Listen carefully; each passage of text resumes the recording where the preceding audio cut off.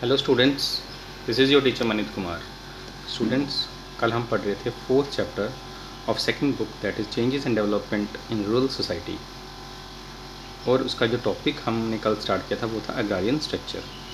पर अग्रारियन स्ट्रक्चर थोड़ा सा बड़ा टॉपिक है, इसलिए कल कंप्लीट वो नहीं हो पाया। इसीलिए आज भी हम उसको कंटिन्यू करेंगे एज ए पार्ट 2। ओके, तो कल हमने क्या पढ़ा था लास्ट में, in most areas highest caste is Brahmin. Most of जो इंडिया का एरियाज़ है वहाँ पर हाईएस्ट कास्ट क्या है, ब्राह्मण है। And are not major land owner, पर वो लैंड ओनर ज़्यादातर जो मेजर लैंड ओनर वो ब्राह्मण्स नहीं हैं। So they are part of rural society but not agrarian structure. तो इसलिए वो रूरल सोसाइटी के पार्ट तो हैं बट अग्रारियन स्ट्रक्चर के वो पार्ट नहीं।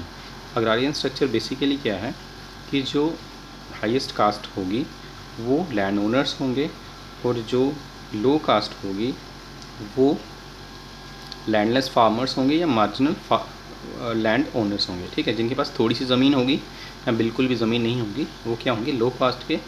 और जिनके पास ज़्यादा ज़मीन है वो हाई कास्ट के होंगे। बट ब्राह्मण्स जो हैं वो हर जगह हाईएस्ट कास्ट के तो हैं बट वो मेजर लैंड ओनर्स नहीं हैं, इसीलिए ब्राह्मण्स को अग्रारियन स्ट्रक्चर में नहीं रखा जाता। ओके, तो एम.एन. श्रीवासन क्या कहते हैं, एवरी रीजन देयर आर 1 और 2 major caste of land owners, कि हर रीजन में एक या दो कास्ट ऐसी होती हैं जिनके पास ज़्यादातर लैंड होती है और उन्हें एम.एन. श्रीवासन जी ने टर्म दी है डोमिनेंट कास्ट। जैसे यूपी में जाट्स एंड राजपूत जो हैं वो क्या हैं, डोमिनेंट कास्ट हैं, क्योंकि इनके पास ज़्यादातर क्या है, लैंड है। ओके, अब डिमांड ऑफ रिजर्वेशन, आपने कुछ साल पहले देखा होगा कि हरियाणा में जाट्स ने रिजर्वेशन के लिए बहुत ही दंगे किए थे, बहुत ही प्रोटेस्ट किए थे, जिससे बहुत नुकसान हुआ था। ओके, तो वो क्या था एक्चुअली, जो वो जाट्स भी क्या हैं, डोमिनेंट कास्ट हैं, रिच हैं, बट वो क्या हैं, पॉलिटिकल भी स्ट्रॉन्ग हैं, इकोनॉमिकली भी स्ट्रॉन्ग हैं, बट वो सर्विस सेक्टर में नहीं है, मतलब एम्प्लॉयमेंट में नहीं है, क्योंकि वो क्या कर रहे हैं, लैंड्स में ही अपना ज़्यादा फोकस रखते हैं। ठीक है, फिर उनके बच्चे संभालते हैं, फिर मतलब वो पीढ़ी दर उनकी लैंड चलती है, बट वो जॉब्स में नहीं है इतने। तो इसीलिए वो चाहते हैं कि वो उनको रिजर्वेशन मिले ताकि वो जॉब्स में भी, सर्विस सेक्टर में भी आ सकें। ओके, तो ये थी उनकी डिमांड। ठीक है,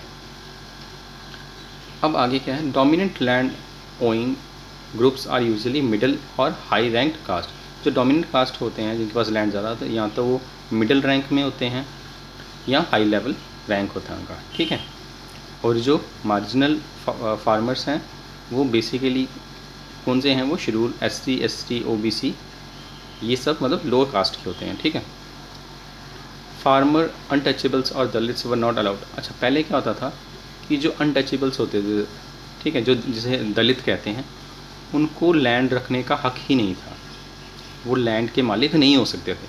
तो वो क्या करते थे, फिर उन्हें एज ए लेबरर ही काम करना पड़ता था। ठीक है, अब एक आपकी बुक में बॉक्स दिया हुआ है 4.1, ठीक है, वो मैंने थोड़ा सा उसको भी हाईलाइट किया है। उसमें क्या दिया है, there is a direct correspondence between agriculture productivity and agrarian structure, कि एक इनका एग्रीकल्चर प्रोडक्टिविटी और अग्रारियन स्ट्रक्चर का एक डायरेक्टली कॉरेस्पॉन्डेंस है।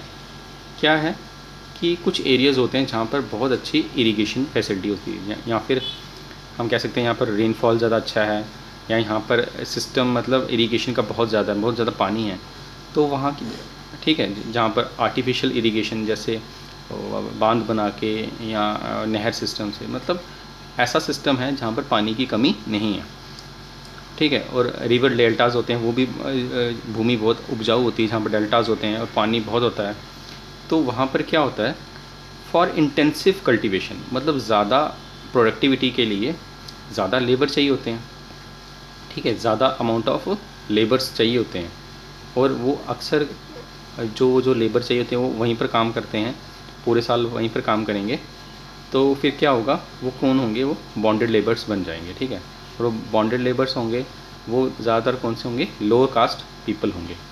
ठीक है, तो इसमें इस चैप्टर में बेसिकली हम ज़्यादा यही समझने की कोशिश कर रहे हैं कि जो लैंड ओनर्स थे या ये ज़्यादा जिनके पास लैंड थी वो बेसिकली हायर कास्ट के ही थे, और जो लैंडलेस थे वो किसके थे, लो कास्ट थे।